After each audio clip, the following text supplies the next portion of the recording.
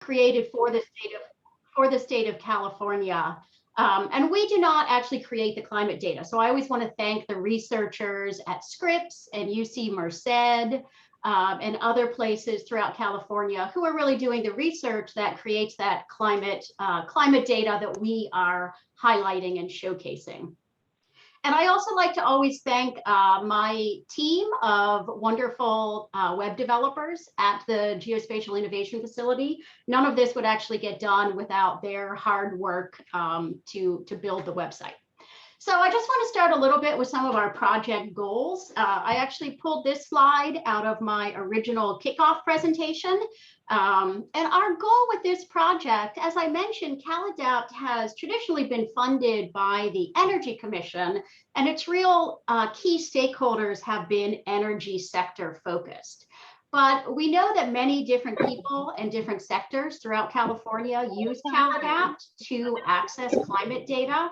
So this project was really great because we're able to expand beyond that core users in the energy sector and really go beyond. So this project, we're really trying to work closely with state agencies, local planners, natural resource managers, and community-based organizations to help communities and sorry, Nancy. Let me just ask everyone to please mute their lines. You're not muted upon entry, so thank you.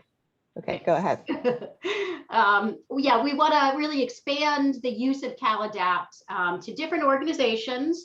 We want people to be able to understand the magnitude and probability of climate impacts on their communities, and also to help stakeholders actually develop plans to adapt to these changing conditions. So our goal at CalAdapt is always to make this really complex climate science understandable and actionable.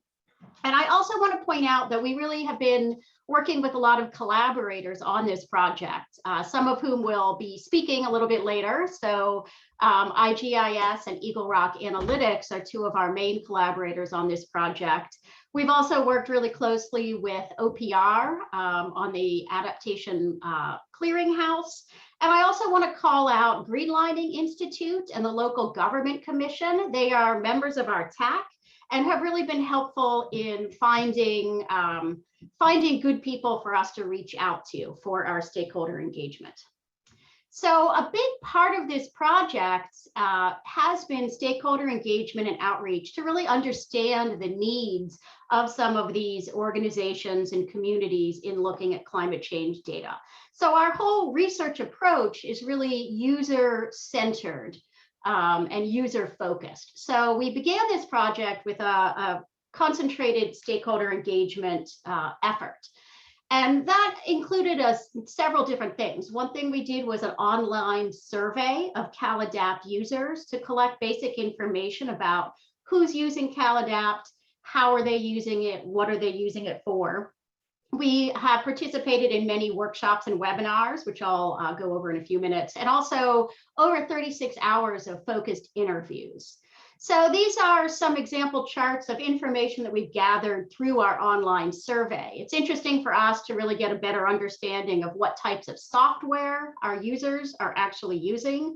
A lot of people are using Excel and spreadsheets.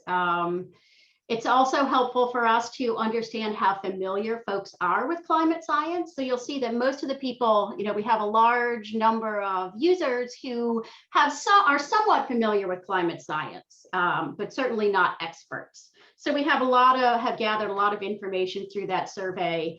I know this is a little bit hard to read in a slide, but one of the things that's really useful for us is understanding better how our users actually use CalAdapt. Are they downloading climate data? Do they want to use GIS data? Do they just want to look at charts? Do they want to download spreadsheets of data? So our job is always at CalAdapt to really try to meet all of these different user needs as much as possible by making data available in a wide variety of formats for different users. Again, some people just want to look at a climate area and take a screenshot of some information, whereas other people might be climate scientists who actually want to download the raw climate data itself and use that. So we try to make the data accessible in a number of different ways. So from our user survey, I think the last time I looked, we had about 89 responses. So we have a lot of information that we've gathered from that survey. And some of the key lessons that we learned from our some of the questions that we asked on what people like about CalAdapt, what they don't like, and what they might recommend for future development. One of the things that really came out of that is that CalAdapt's responsive support team and continual development is really appreciated. And again, I'd like to call out the web team, the web development team at CalAdapt, who really answer all of the support email questions. So that's a really important part that people really appreciate. People really like the flexibility in CalAdapt. A lot of our tools allow you to input your own parameters, to upload your own shape files. So there's a lot of flexibility in how to use the tools. People think that it is very aesthetically pleasing, and that really came out in our survey. CalAdapt does serve a technical audience, but a lot of people mentioned that it can be inaccessible for new users. So that was also something that came out of our survey results. A lot of people who might be newer to climate science or climate change find that it's a little too dense and difficult to work with. And then we had a number of recommendations that came out of that survey, considering climate literacy and developing tools that really meet that full range of users, including people who are new to climate science, beta testing of tools to make sure that they match the user's needs. People are looking for guidance in how to use climate information, and then more support documentation training opportunities really came out of that survey also. So we also performed a number of focused interviews, and thanks to Lucy Andrews for doing all the hard work on this. Lucy's help was invaluable in this project. So Lucy did about, I think, 36 interviews, 1 hour semi-structured interviews with a wide range of key stakeholders and potential users of CalAdapt. And the interviews were open-ended. They all started with some basic questions on how folks are using climate data. And then we're also, gathered feedback and information and suggestions from people as well. So we tried to make sure that we had covered a wide range of organizations, as you'll see here. A lot of our focus really was on municipalities and community-based organizations. And again, we really found people and invited people to do these interviews a lot through the help of our tech. Again, Greenlining Institute and others really helped us to find different organizations who may be potential users of climate data. And we also tried to make sure that we had a good regional representation throughout the state. So we tried to get folks to interview throughout the whole state. You'll see Central Coast, I think we had a little bit of trouble finding folks to interview, but we did a pretty good job of getting representation across the state. And again, thanks to Lucy for her hard work on that. And we have a lot of key recommendations that came out of those interviews. I actually want to focus on these top ones right now. And then later in the presentation, we're going to come back to the bottom 3 recommendations. So one of the things that we heard over and over is that people need more help with basic climate science literacy. So a lot of the tools in CalAdapt, there's a lot of flexibility for users, but part of that flexibility requires that you understand maybe what threshold you want to use, which climate models you're interested in. And for a lot of people who are newer to climate science, it's very confusing. So one of the things we heard over and over is that more help materials are really needed for people to really understand how to use CalAdapt. One of the things that we also heard over and over is that people were looking for a tool that allowed you to just really be based on a location. So sort of a simplified tool that allowed you to dig into the climate in a particular location and without actually entering in a lot of user input. So without having to make decisions about which climate models to use or which time periods you're interested in. So really a simplified tool based on a location. And then people are also really interested in more supporting materials. So things like short video walkthroughs or tool walkthroughs, so more guidance in how to use the tools themselves. And as I mentioned, I'll come back to the last three fields in a few minutes. So this, I know there's a lot of text on here. I don't expect you to read it all, but we also participated in many different webinars and workshops over the time period for this project. So again, don't need you to read all of this, but it's good for me to keep in mind all of the things that we've done. Something that stood out to me when I was doing this slide is that just the very first workshop that's mentioned on here was a Sacramento Region Good, how are you? Assessment. I'm sorry, somebody is not muted. Great, if you could mute yourself, that would be wonderful. So one thing that stood out to me when I was looking at this is that only that very first workshop was actually in person. So, you know, COVID has impacted all of our lives in many ways. With this project, we had really envisioned that we would be doing on-site workshops in each region of California for this project. And of course, we weren't able to do that type of in-person workshop, but we have been able to do many different remote workshops. And, you know, as we all know, there's trade-offs with that. In some ways, you know, it's nice to be able to actually go to locations, but in other ways, you know, it could be that there's more people that are able to participate in this type of remote event. So we have many different workshops and webinars. Webinars that we do on CalAdapt are all recorded and they're all made available on the CalAdapt website. So if you're ever interested in going back and learning a little bit more, they're all available. So with that, I want to talk a little bit about some of our key project outcomes.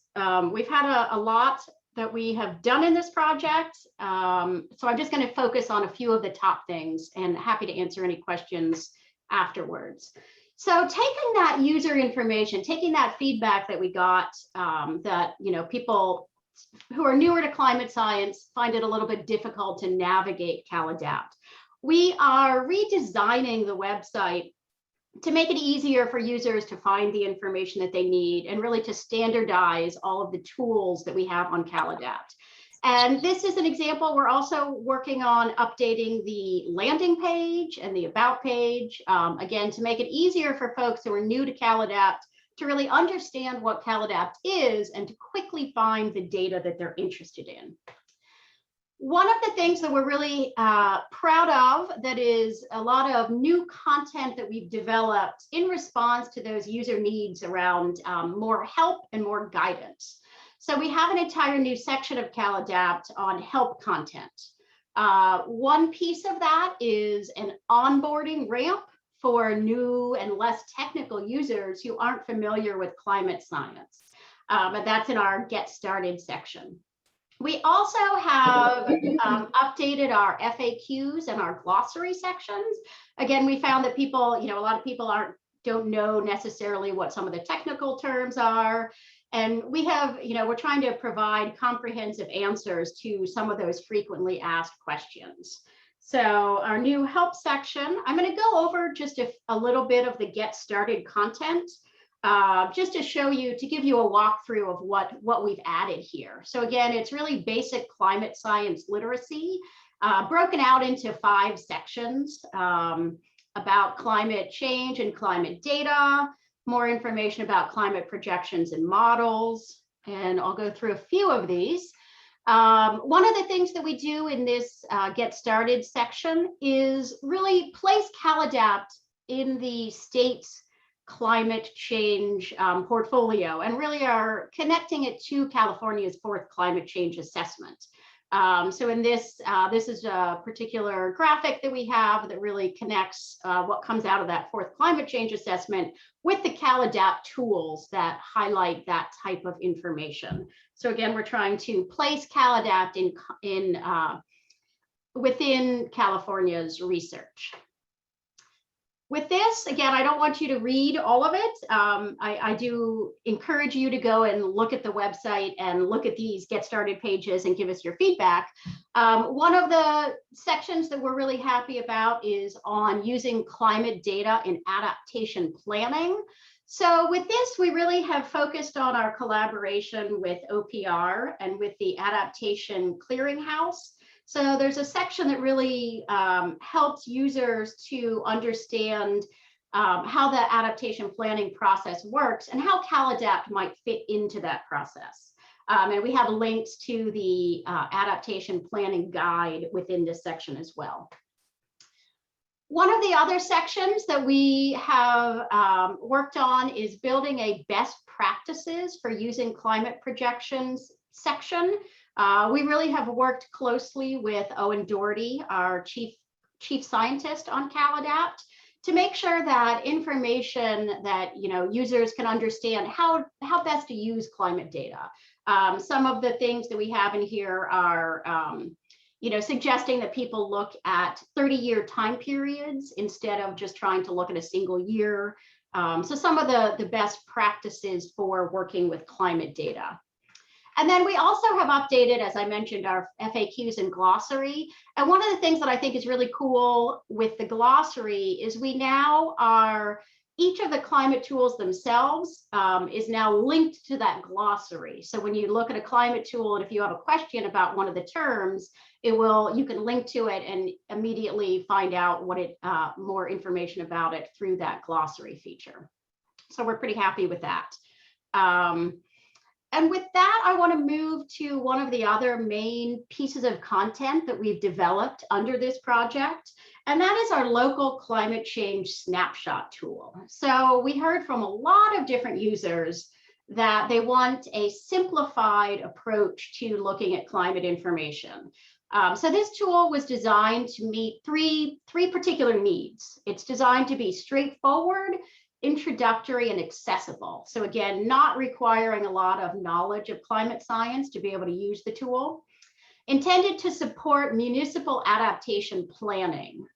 So again, you could really, a lot of users can just use this to sort of grab the information they need to put into a report or a proposal or some type of information like that.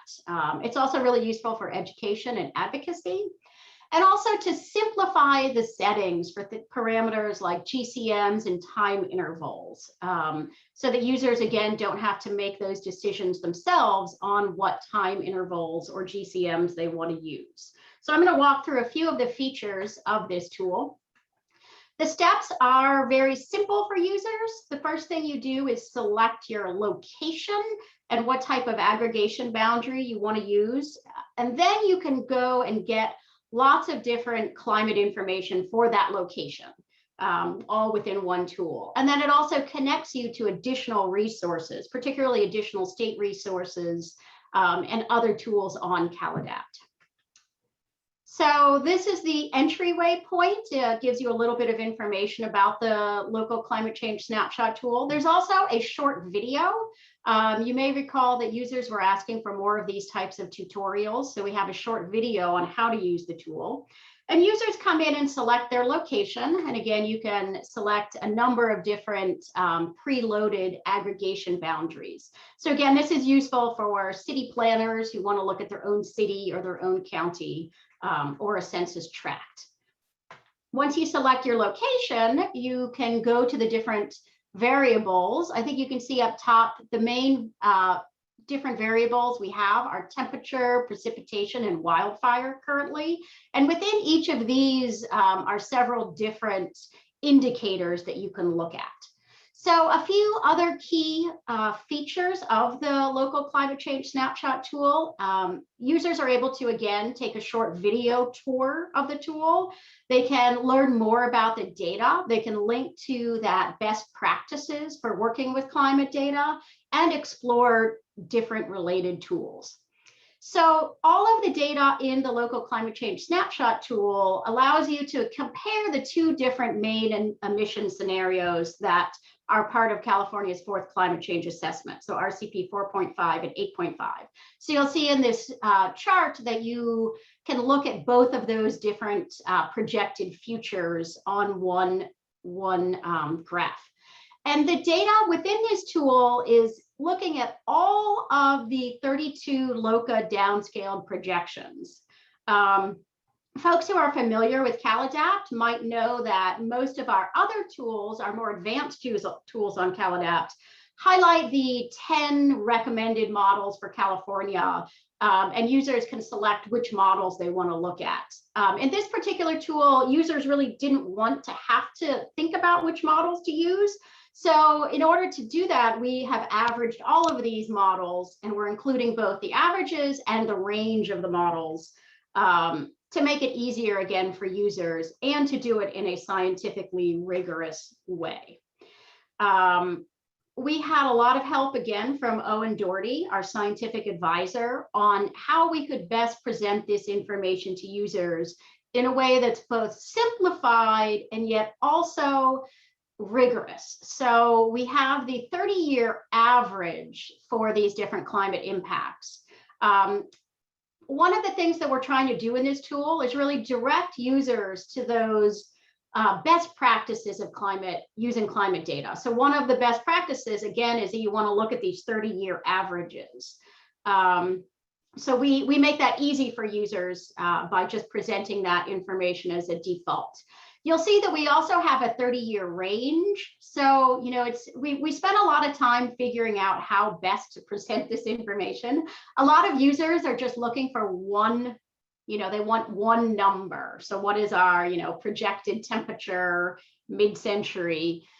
So we can get that number through averaging the different GCMs, but we also want to make sure that people can understand that there's a range. You know, there's not just one number that we're going to expect in the future. So we get a range of different modeling outputs. And we also have made it easy for folks to not have to think about what time period they might be interested in. Most of our users really want to know the historical baseline, a mid-century, and an end-of-century time period. And then they also have asked for the data to be both in, you know, the actual expected values and also that change from baseline. So each of the climate indicators on this tool allow you to look at this chart. And, you know, a lot of users are inputting this information into a spreadsheet or a report or an application. With all of the tools on CalAdapt, you can export the graphics. So you could just easily input that into a report. And you can also download the data itself that goes into this chart in a CSV spreadsheet format. So if you want to, you know, manipulate the data and make your own graphics, you can easily do that. Another thing I want to point out about this tool is that we do link to other resources. So for example, one of the things that's really important to us is being able to link to the Icarp Adaptation Clearinghouse. And one of the things that I think is really cool also in this tool is that as you go through and look at different climate variables, that's already preloaded within the Adaptation Clearinghouse search. So you can easily click on this Clearinghouse button, and for this example, we're looking at heat, and all of the heat-related resources will already be selected for you. So it makes it easy to learn more about different topics. For extreme heat also, we have a link to the chat tool, the California Heat Assessment tool, so that users can really start to explore additional data sources.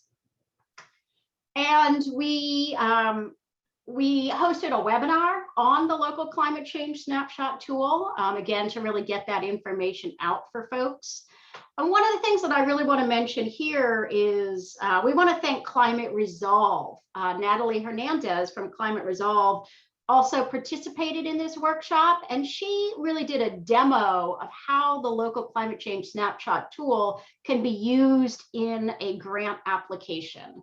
And that was really, really great. And this is something that we want to do more and more of with CalAdapt, just really bring users in to showcase how they're actually using this data in a real world environment. So that was really great. And again, this is something that's on the website that you could go and watch this webinar if you're interested. And with that, those are some of the key content that we've been developing under this award.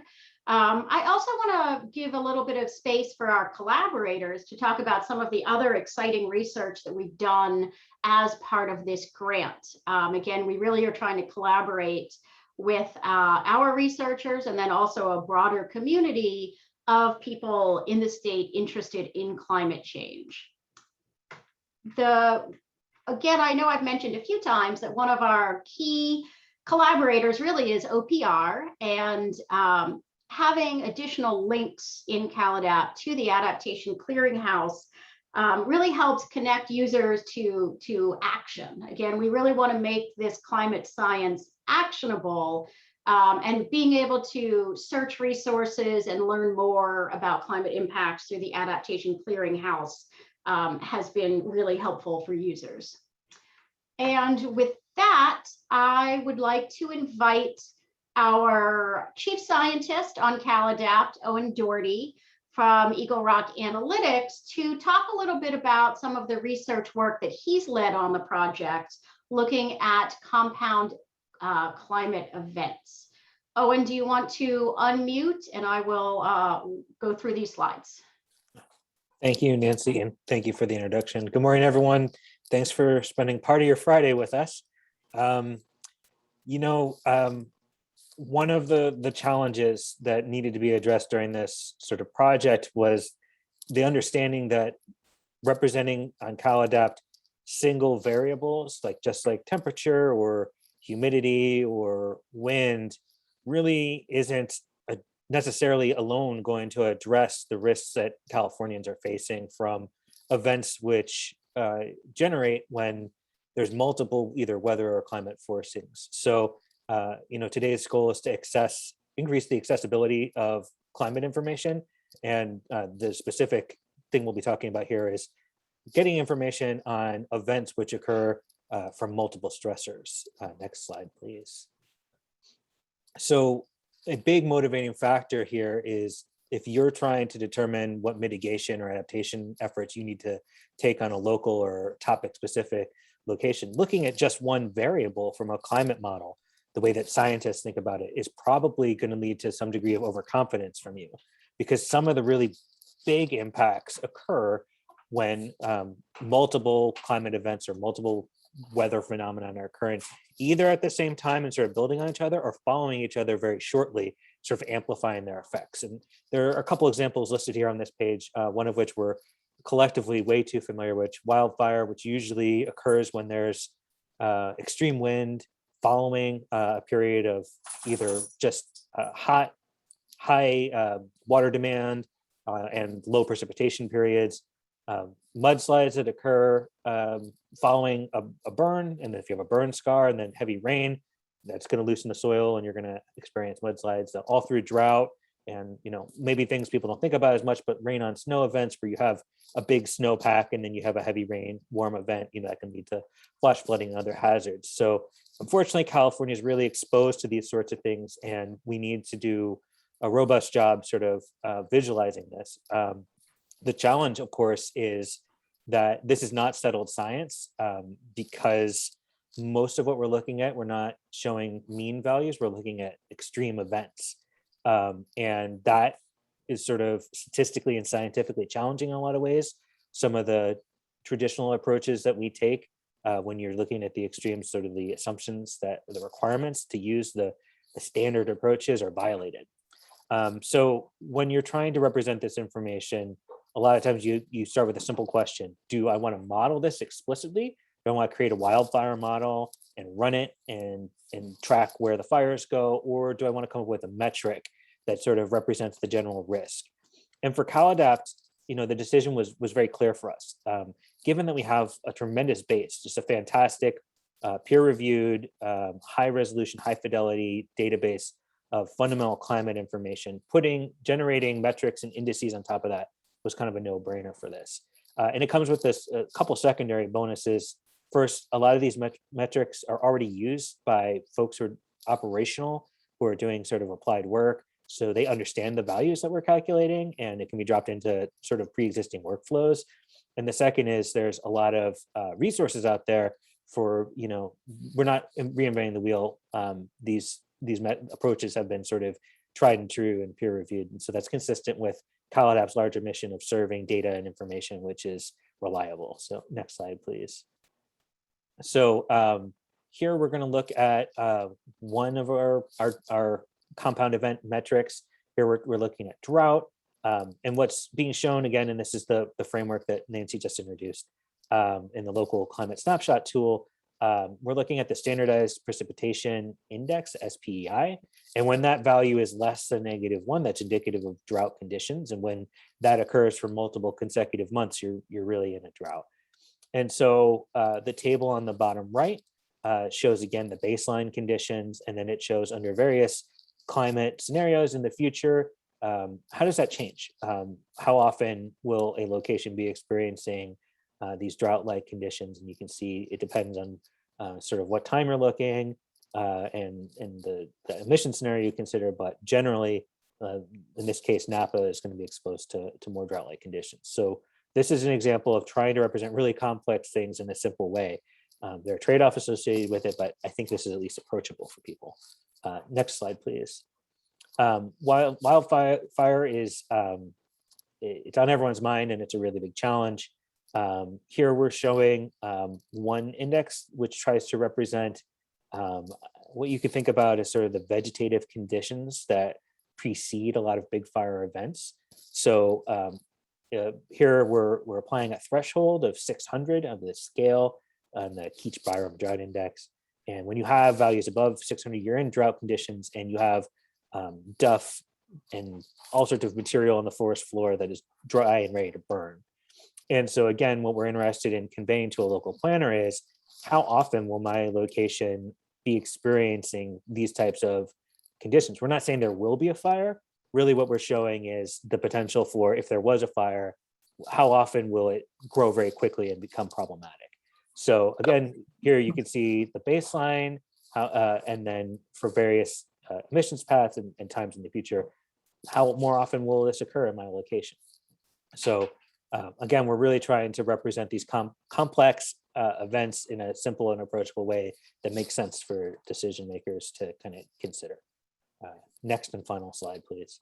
So this data is available now on CalAdapt. You can see it easily and cleanly in the local climate snapshot tool, but it's also available in its raw form if you're interested in diving in and kind of incorporating it into your workflow. And so it's very reasonable to consider kind of expanding on the current capacity. These are some indices which we've calculated, but if there are additional indices which are needed, I think the pathway has been kind of laid for expanding this and doing more work. And another way that you can consider interacting with this is using the forthcoming analytics engine, which is going to kind of provide more cloud compute and more powerful resources on top of the database that everyone knows and loves with CalAdapt. And here you'll be able to follow templates where we do this sort of work, or bring your own code and calculate your own indices on the cloud without having to download like 3 terabytes of climate data, but actually like get a subset. So I'll close with that, and thanks for the opportunity to share this with you all. Great, thank you, Owen. I'm sure that there will be plenty of questions at the end for you. But yeah, really exciting research, and we're happy to be able to showcase on CalAdapt. I would now like to invite our partner, Andy Lyons from IGIS, the Informatics and GIS department at ANR, to talk about some of the exciting work that he and his team have done on really expanding access to CalAdapt through different tools. So Andy, if you want to go ahead and unmute and talk about this. Great, thank you. Great. Would it be possible, Nancy, for me to share my screen? I did a tweak on some of the slides. Sure. All right. You can see that? Yes. Excellent. Yep. All right, again, hi everyone. So again, I'm working with the Informatics and GIS program, and we were really pleased to be part of this project. And the piece that we bit off to make climate data from CalAdapt more accessible to different types of users was to develop some tools to work with CalAdapt data in R, Python, and Arcgis Pro. Myself and my colleague Shane Fire did this work for the last couple of years. Most people have heard of Arcgis Pro. It's a desktop GIS mapping program from Esri, and just insanely powerful. It's extremely common across all levels of government. It's widely taught in universities. Python and R are open source computational programming platforms that are very, very popular with data scientists. And they're also extremely well developed, very well supportive, tremendous user communities, widely taught in university. And the thinking here was that these platforms have just tremendous potential to work with climate data and do novel analyses and visualizations and customizations and make it easier to develop into decision support tools. But getting data from CalAdapt into these platforms is not trivial. Most people are familiar with CalAdapt through the website, and there is a great data download tool on the website where you can download the climate data either as Excel files or these big TIFF rasters, but that gets clunky and it gets old very quickly. So a little known fact is CalAdapt also has a really well-developed API, which is kind of like a common language. It's kind of like Google Translate for computer programs, and it allows developers to write code to get data kind of downloaded streamlessly into these platforms. So that's what we bit off. I'm going to talk a little bit about CalAdapt R. This is an R package that does exactly that. Its main function is to help people get climate data into R without having to go to the website and download these big files. You can, just like many of the tools on the website, you can specify your location, the years, specific climate data that you want, including the various model climate data.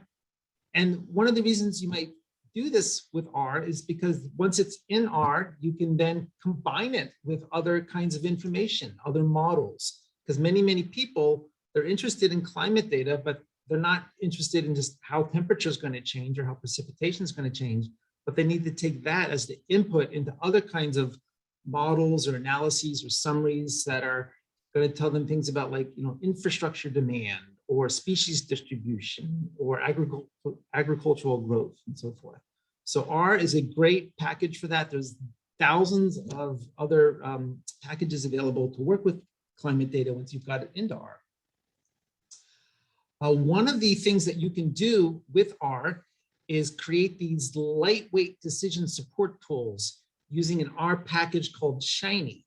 So these are like little websites, and they basically help deal with the accessibility issue that Nancy and Owen were talking about, where climate data is just like a fire hose, and a grower, an engineer, they only need to see a small slice of that. So using Shiny, people can create these very targeted decision support tools. They can run them locally, and we have a couple of pilot ones that I can show you. Here are some results from one of them. This is what one of them looks like.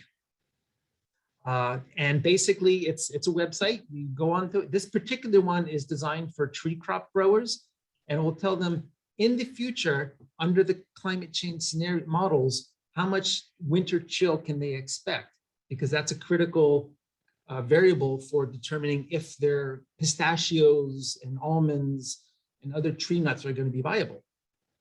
So it's designed to be really friendly. It works well on phones. You basically select your location, pick a few variables with all the defaults generally work well. Come to the bottom and click the report, and there's a report I've already generated here just to save time. And this will basically present a number of graphs and charts that I won't go through the details here, but basically this will tell a grower or somebody who's looking to buy farmland whether their particular variety of tree nuts is going to be viable into the future, right? So this is just a little example of taking away a lot of the volume of climate data and turning it into a very specific kind of a decision tool. And this is a really flexible technology. Any R user who's worked with this and taken the workshops I've taught on this would be able to do this. The next tool is working with Python. And I'll talk through this and then give Shane a chance to elaborate. But basically, CalAdapt Py is a Python library. So again, it's a set of functions that work well within Python and Python notebooks. That's one way you can write Python code.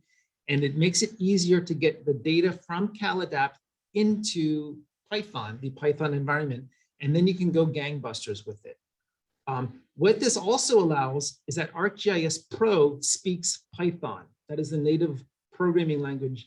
And Shane has put together a little menu, essentially, a little toolbox that you double click on it in Arcgis Pro, and it allows you to import all of these various layers into Arcgis Pro.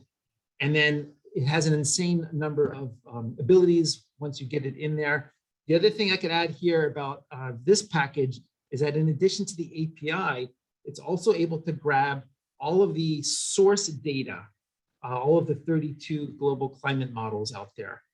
Shane, do you want to add anything else on the package?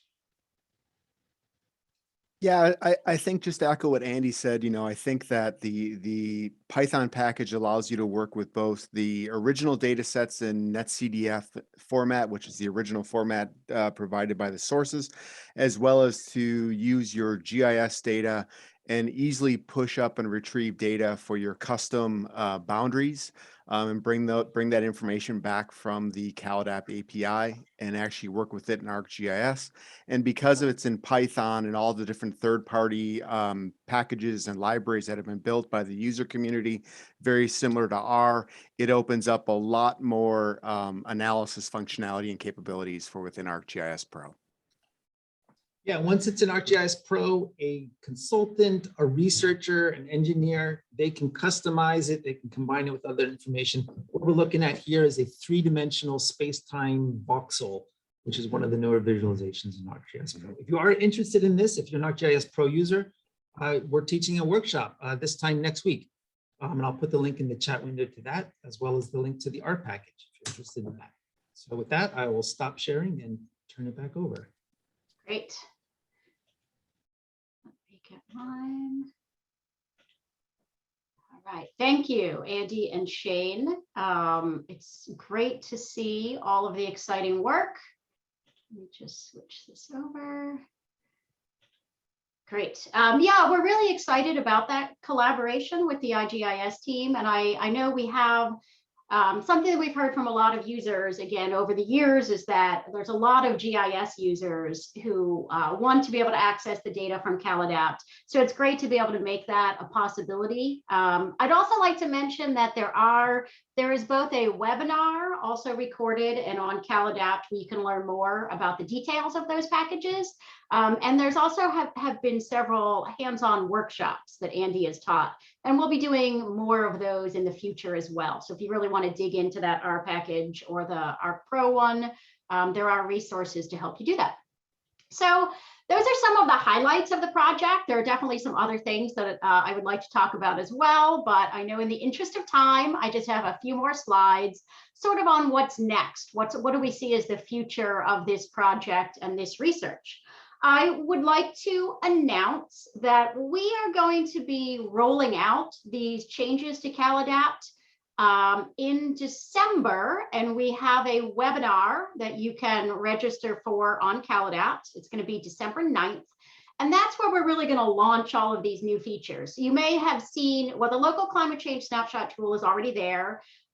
You may have seen that you can look at the new help content and the Get Started page on our beta site. We are adding in some suggestions from our stakeholders on updates to that, and then we're going to announce it and launch this redesigned CalAdapt on December 9th. And we want to make sure that our regular CalAdapt users are aware that this is coming, since we are going to be doing, changes to the look and feel of CalAdapt. So if you have anyone who might be interested in attending this webinar and getting a look at CalAdapt's new features, please attend, and you can sign up. I'll put the link in the chat after I'm done with the presentation. A few other things. We do have ongoing CalAdapt research. Our team at the GIF is currently funded under 2 Energy Commission projects. We have an EPIC project that we're working on, which is ending in March 2022. And we have a peer award that we are also working on, which we are anticipating will be ending in September of 2022. I just want to mention a few things that we're focusing on over these next couple months. We're building some new tools. One of the new tools that we're working on right now is a comparative sea level rise tool. And that tool is going to allow you to examine a couple different sea level rise models that have been generated for California. That'll include UC Berkeley's CalFlood 3D model and Cosmos. So that's something that we're working on right now. We also will be really focusing on more of this guidance and training. So we want to, we'll be having several webinars coming up and more hands-on workshops. We want to help people really jump into the climate data and really learn how to use it. We also want to focus on sharing user stories a little bit more within our webinars and within our workshops. So those are some of our goals with our ongoing work. I do want to also mention the CalAdapt Analytics Engine project. That is being led by Owen. Owen's the PI on that project, and the GIF team is involved to help develop this sort of a pro version of CalAdapt. So the Analytics Engine is really a cloud-based computing tool for working with the next generation of climate data. So whereas CalAdapt is focused on, user-friendly data visualizations, the Analytics Engine is really focused on that technical user who wants the cloud compute power behind it. So those are some things that are ongoing. I also want to just mention that there is a lot of focus at the state level on sort of a longer term future for CalAdapt. I know that the Energy Commission and OPR could talk about this more than I can, but I do want to point out that there's a really helpful memo that came out from the Energy Commission that talks about an expanded CalAdapt enterprise. So talks about sort of the future of CalAdapt, and then also the CalAdapt Analytics Engine and how these can fit together sort of in a, as the state is planning their climate future and as the 5th climate change assessment gets underway. So again, I know there's a lot more that the Energy Commission could talk about there, but that's a useful piece of information. And I want to just come back. This is my last slide, so we're just about done. I want to come back to some of the recommendations that we got from our interviews.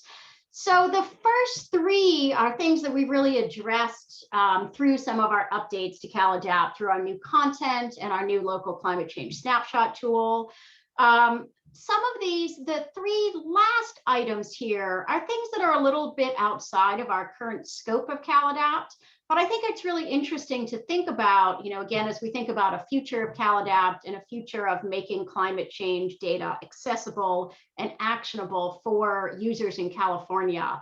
One of the things that people are really interested in is connecting physical climate change to socioeconomic conditions.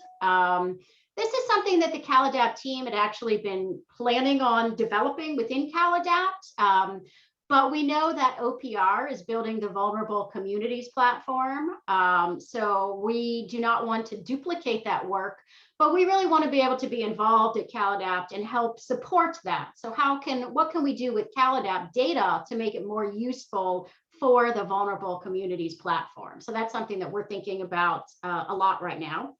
One of the suggestions, or I should say several people suggested this, something we heard quite a bit from our users, is that, what people really need, especially for, municipalities or community-based organizations, they really need a person, a full-time staff person that can support their work and support this CalAdapt user community. So we've heard a lot that requests for providing technical assistance, performing outreach. And this is something that, is not really in our current scope of work to have a full-time support person, but it is important to think about, as the state goes forward with climate change data, it could be really useful to have somebody at the state level who's available to really support people who are trying to include climate data in their reports or applications. And then another thing that we heard from a lot of users that we are thinking about moving forward is more narrative content. So more things like story maps that walk people through a storyline, and really that's a really good way for people to learn about climate change, and really important for climate advocacy.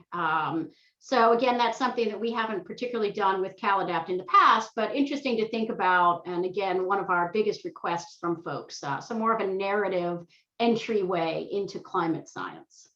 So those are some of the things that we've heard from users.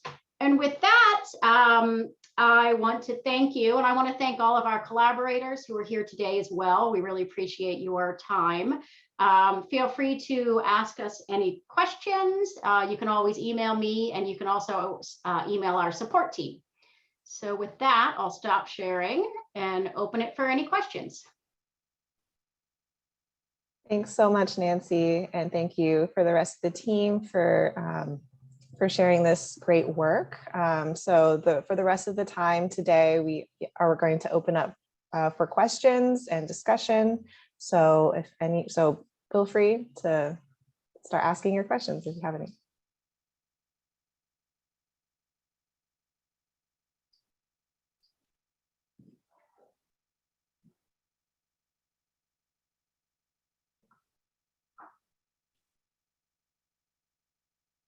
I do see that Maria has a question. Will a copy of this recording and presentation be made available?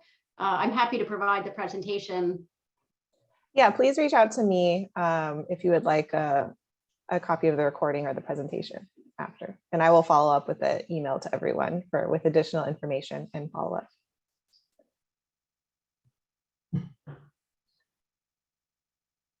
I had a question actually. So with all of these new tools that are now up on CalAdapt, have you been able to see, if the original goal of expanding the user base of CalAdapt, have you been able to do any analysis if you've seen like an increase in users in CalAdapt, through website traffic or page visitations, or also any just actual feedback from new users on the tools? That's a great question. And one of the things that we always strive to do and always need to do better is really track who is using CalAdapt. We hear from various sources. I hear from lots of people, oh, I use CalAdapt for this project or that project. So yes, we definitely know that the use has been it's definitely being used a lot more by local planners and municipalities. And again, sort of tracking that information and having a list of all of our different users and how they're using it is something that we're really working on. So I know that's really important to see how those changes are taking place and who's using the tools. So always a work in progress for us to track that.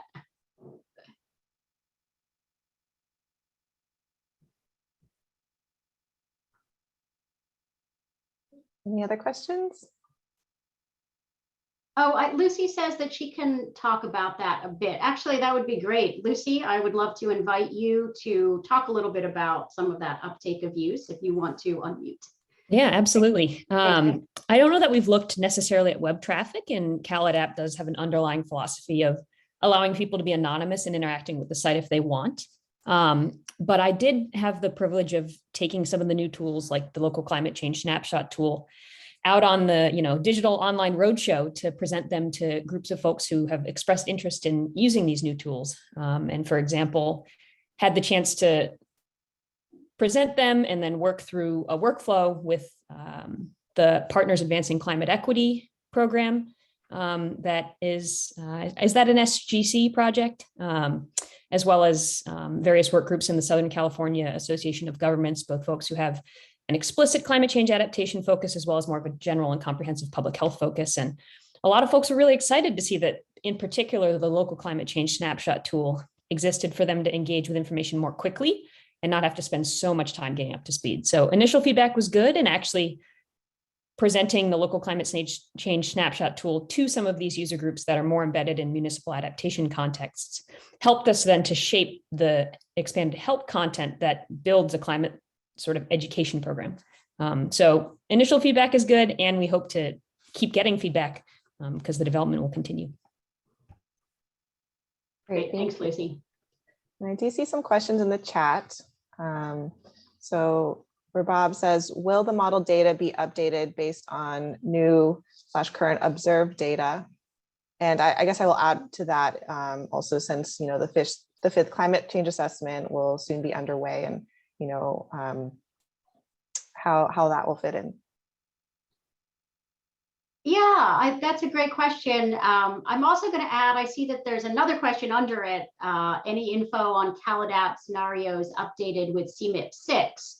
So there is an effort underway under an Energy Commission project to do the next round of downscaling climate data. So the data on CalAdapt right now, most of the data is associated with the fourth climate change assessment, and it's the CMIP 5 downscaled data set. There is, under the fifth climate change assessment, there is downscaling work being done right now to the CMIP 6 newer data set. And the analytics engine is going to be hosting that CMIP 6 data.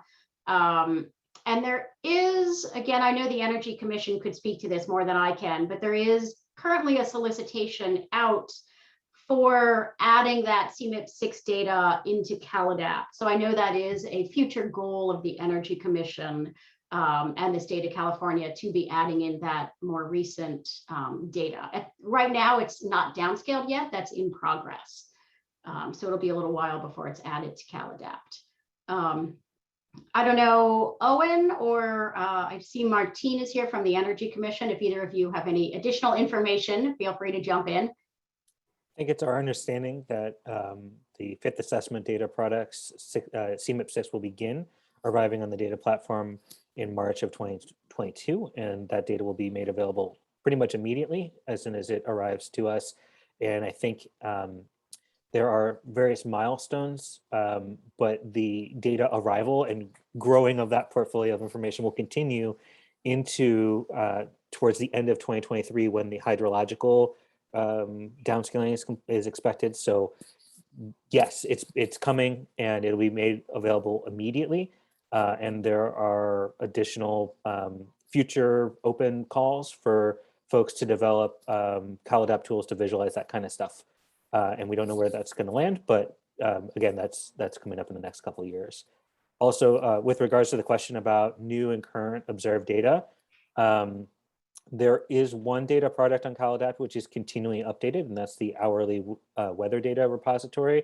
It runs once a month or once every 2 months, I can't remember which, but that data is current and up to date.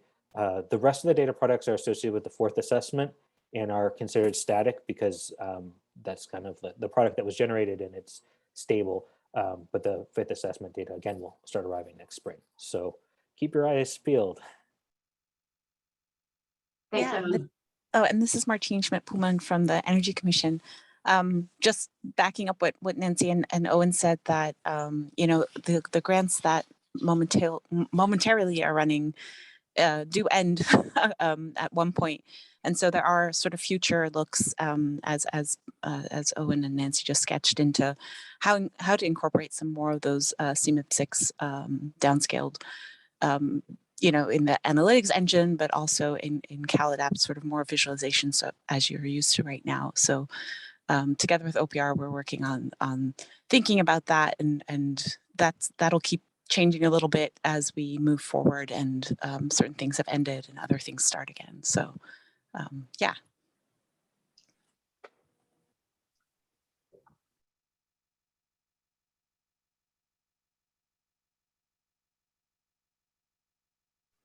Any other questions?